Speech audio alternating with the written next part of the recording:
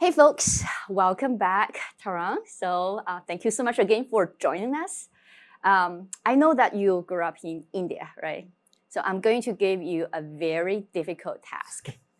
Can you use three keywords, only three keywords to describe India? Three keywords. My first word would be diverse. Diverse.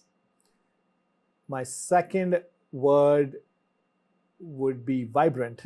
Vibrant. And the third would be growth. Growth. Yeah. Why are those three keywords? Can you elaborate? Absolutely. India is, when I say the word diverse, there are over 25 national languages. Yes. And there are over 1,000 dialects. Right. And I can say for myself, I grew up in New Delhi, and I can speak or understand the languages of my neighboring states. But when I move one state over, they speak an entirely different state language, which I am not able to speak.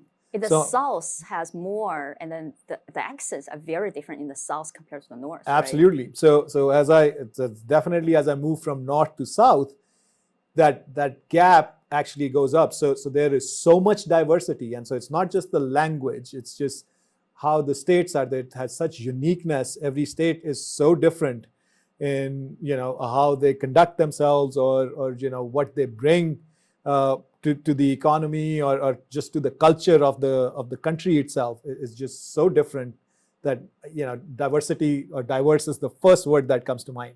Diversity. Okay. Yeah. The second word is vibrant, and I say vibrant because it's always loud.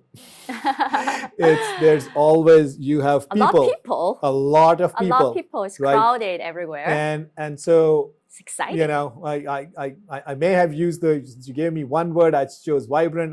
If I had two words, it would have been action oriented. There's always something happening. So whether it's on the street, it's a great place for people watching. Right. Because you learn and absorb and that's where that vibrancy comes from. That there's so much going on. You have so many colors. You have so many things, so many cuisines, so many music styles to choose from, that there's so much vibrancy in the country itself. Vibrancy, yep. And then the last one? The last one is growth, and it is definitely a growing economy. Emerging economy. It is an emerging economy. It's now the 5th largest economy in the world. And if you look at 10, 15, 20 years ago, it's taken a giant leap forward. Both from an economic standpoint as well as from a technology standpoint. So, growth is the word that comes to mind. It's like every time I go back, it's not the same India that I left 20 years ago. Things change, and things are on the up and rise. Yeah, I can totally run a sit with that, because China is another big emerging country. I can probably use exactly 3 keywords to describe China as well. Yeah. So this is why in my class, when we talk about international entry, when you expand to a foreign country, when you say, oh, I'm going to expand to India, that was not really precise. Where India? Because even within India, we see so many subnational differences, right? So New Delhi might be very different from Mumbai, might be very different from another city, right? Yeah. I mean, you're absolutely right on that. And the analogy I draw is it's almost like Europe, right? So Europe is a collection of countries. Every country speaks a different language. Right. India is no different. It's just larger. The only difference is larger, but it's under one nation. Right. And this goes back to the example I was giving earlier, that where you go for your international expansion matters. So in India, it's the same thing, right? That whether whether you go to east versus west, is very different. You get depends on what you're looking for. Like the state of Gujarat is setting up a lot of free zones, and so that's definitely very investment friendly, right? Delhi as a place is saturated. You'll have a very hard time establishing an industry in Delhi because there's just no space. Right. So you go to the smaller towns where you would get more bang for your buck. Right. And more, the government will be more supportive of putting those investments in. So yes, it varies from state to state, and even within a state, Right. city to city. Yeah. So you mentioned about growth, and then earlier we talked about risks. So we know that for emerging economies, it's basically the two important factors. One is growth because they are emerging. Yeah. But second, they are not as developed economy that level yet. So we see a lot of potential institutional voice, uncertainty. So this is why we see a lot of risk, right? So it's like two hands, growth, right? Change, but meanwhile, you do have a lot of uncertainty, a lot of maybe lack of rule of law, regulation, things like that. That's where the risk return trade-off comes into play. Right, So, yeah. So Tarun, you have mentioned you've been traveling to a lot of countries. How many countries have you been to? So I have the unique distinction of lived on 4 continents, and I have worked on 6 continents. The only continent I have not been to is Antarctica. I was going to say that. And I have been to 54 countries. Wow. So you've been to all those countries. Any memorable experience? Like you had have a culture shock or something like really weird or something really exciting, really impressive. Okay. So, I mean, if you can recall any of your international travel experience, sure. Anything stand out? Yeah, I mean, broadly speaking, I think I've been lucky enough and blessed enough that I got good experiences in almost all the places I've been to. I can't recall, any country that I went and I had a bad experience. Having said that, I would say if I had to pick one country and one set of experiences is actually Australia. Australia. Which is where I actually did my MBA. So I got to spend, a fair amount of time in the country, and that place it would be my personal favorite for a couple of reasons. One, the country itself has a very good balance between work life and your personal life. So they give value to that. And second thing, it is a very sporting nation. So people love sports there, and I love sports, and so it resonated very well with me. It also is it's a Western country on the eastern side of the world. True, yes. So that, which basically has a lot of facilities, infrastructure already in place. And so that also was very helpful, especially, as I was coming from India and moving to a more westernized country, it definitely helped. So, and it has a massive coastline, and I like beaches. So it's beautiful. So for all those reasons, Australia has been my favorite. It's your meaningful place as well because it's where you did your MBA, right? That's a lot right. of the key decision making points for you. Yes, yeah, it did play a role. Right. So you mentioned about West and East. I think that's really interesting because we do see West and East, we do have different cultural perspective, right? So in your view, what are the things, if this is what I tell my kids? So ideally, if you have a good combo, some of the great values, cultural value from the East where my roots are, but also get some of the great cultural value from the West. So if I let you create a combo, so what are the cultural value from the East and from the West you feel like great, they should be integrated? Yeah, I mean, if I could do that, I mean, some of it may sound like contrary, but it's not. Like, I would take the American directness, combine that with the German precision, okay, and combine that with the Italian craftsmanship. Oh. Okay. And then add to it the Japanese respect, respect for rules, and just the way they conduct themselves. And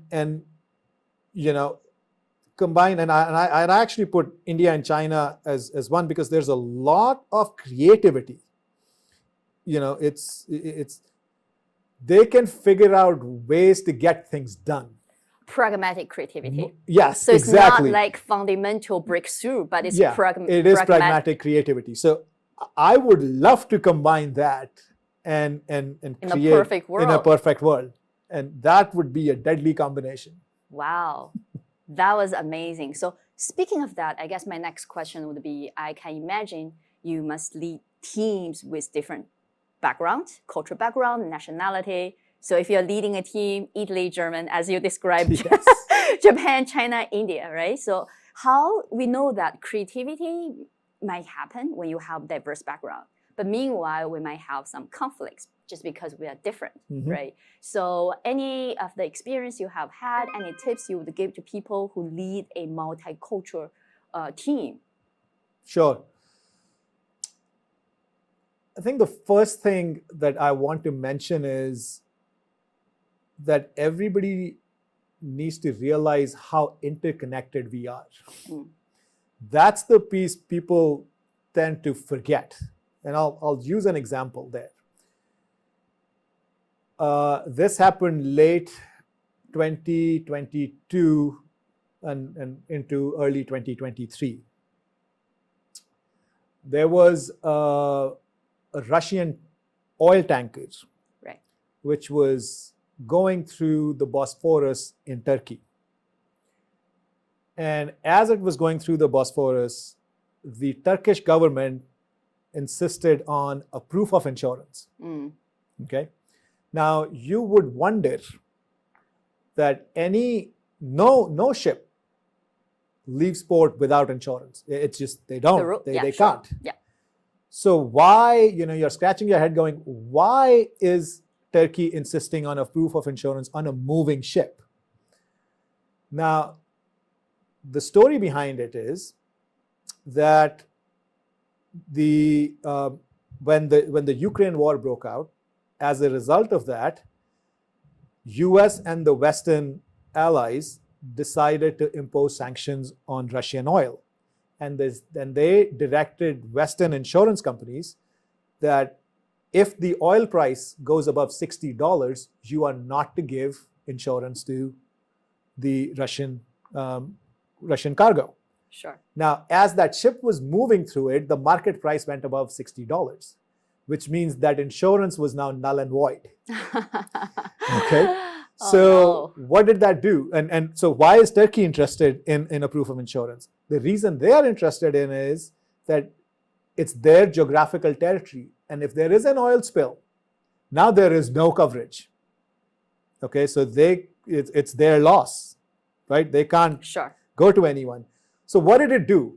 What it did was they stopped that shipment, right? So they stopped all cargo, which created a traffic jam in the Bosphorus. And what that did was it disrupted the entire world's supply chain. Okay, so whether you're in Africa or you're in Southeast Asia, you're not getting your goods. No, everybody got affected. Everybody got affected, and they had no role to play in it. But that's an example I like to use for how interconnected we are. Okay, so when you're interconnected, you do really need to understand how different people work.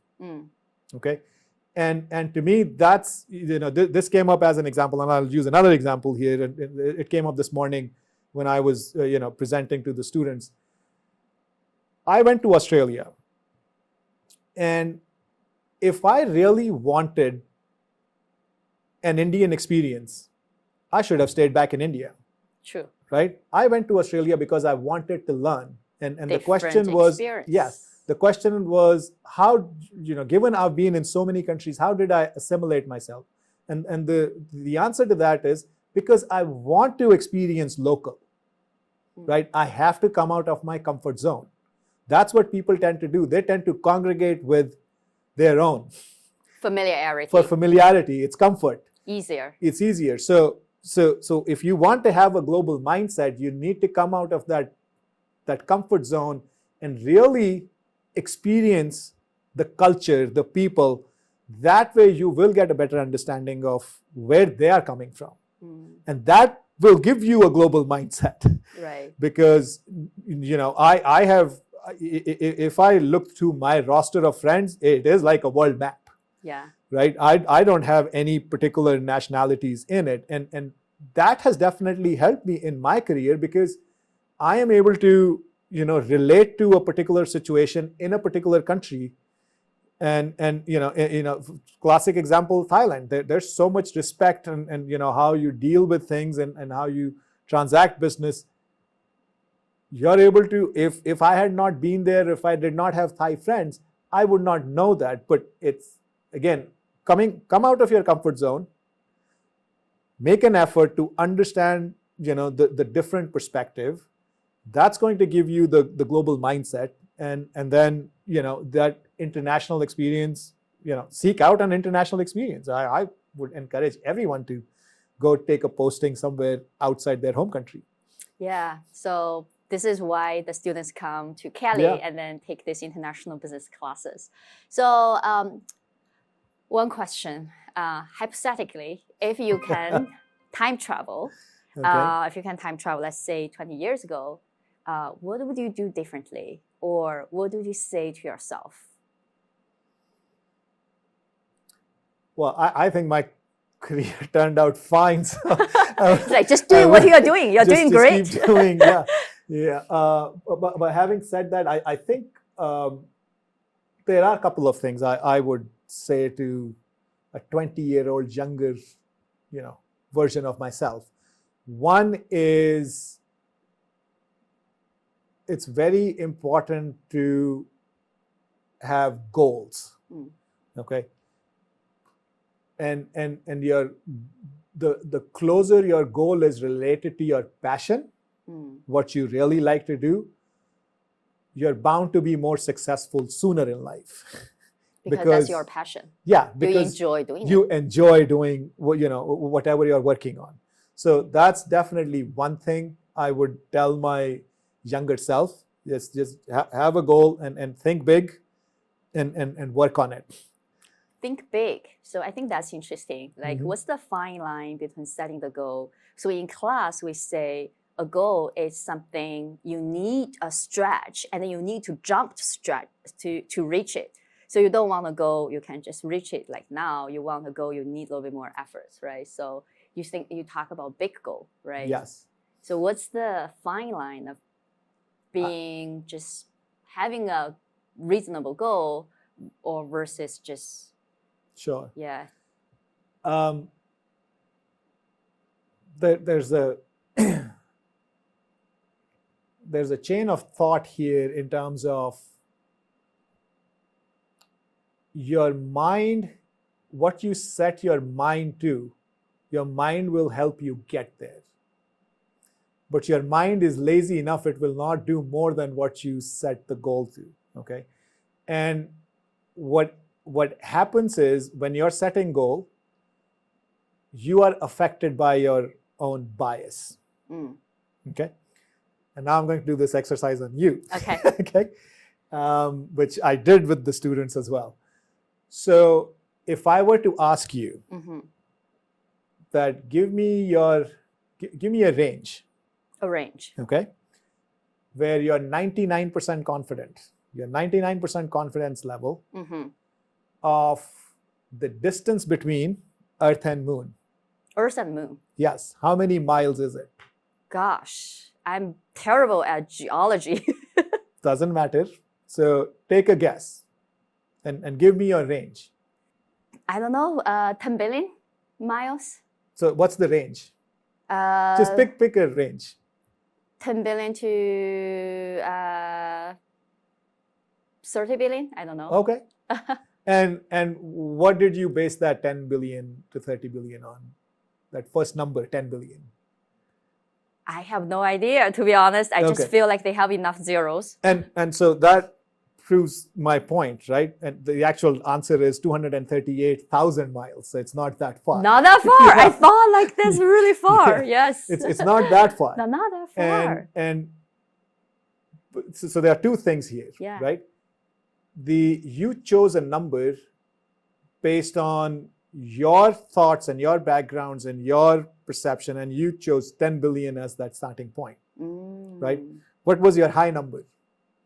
I said 30. You said 30 billion. Yeah. So 10 to 30. Why 30? I feel like it shouldn't be too far. So I want to give myself some credits that is within a safer zone. Yeah. Yes.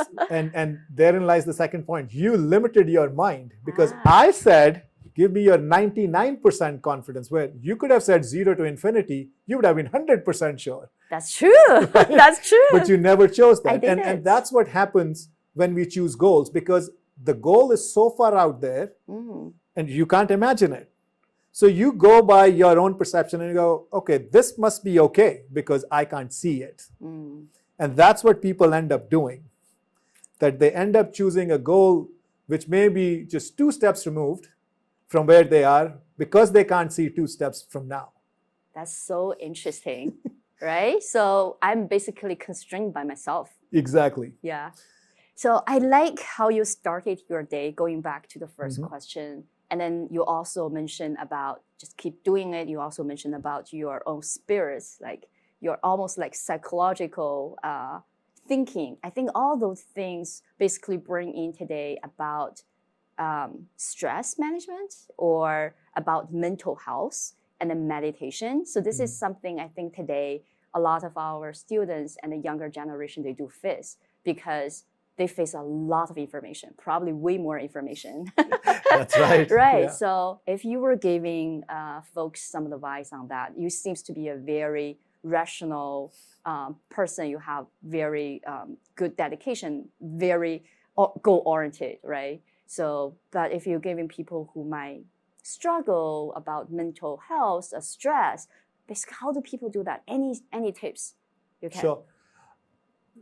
So first of all, you have to come to terms with reality. And the reality right now is people are glued to their phones. That's where they're getting. People are addicted. They're addicted. So they get, that's where that over information is coming from. So I would rather get information from a conversation like this. This is so much more meaningful than me getting. I can go on TikTok. From online, you don't know the person. I can go on TikTok and ask the same question and I will get 15 different answers, right? But that's, you're absorbing information which may be meaningless, unvalidated, because it doesn't give you a chance to cross-examine, like you are asking me, and we are having a conversation. So the first thing is have a conversation. Talk to people. We're social beings, so let's talk. The more people talk, the less would be your stress level. Okay. Second, I follow this, and I don't think, I wouldn't say everybody should be following this, but like, as I said, first hour of the day between 5:30 and 6:30, I'm not touching my phone. I don't need to, because that's my hour. I own my morning. So you don't have to do it then, but figure out a time during the day when you are sitting and thinking by yourself. Even if it's 15 minutes, half an hour, 1 hour, that's up to you. But set aside time where you're self-reflecting, just on the day, just on things, and a lot of good things come out of it. Right. I think those are wonderful, right? Yeah. So thank you so much, Tarun. I think this is a great conversation. I'm sure my students will enjoy it. Thank you so much. Well, glad to be here. Thank you. Thanks. Yeah.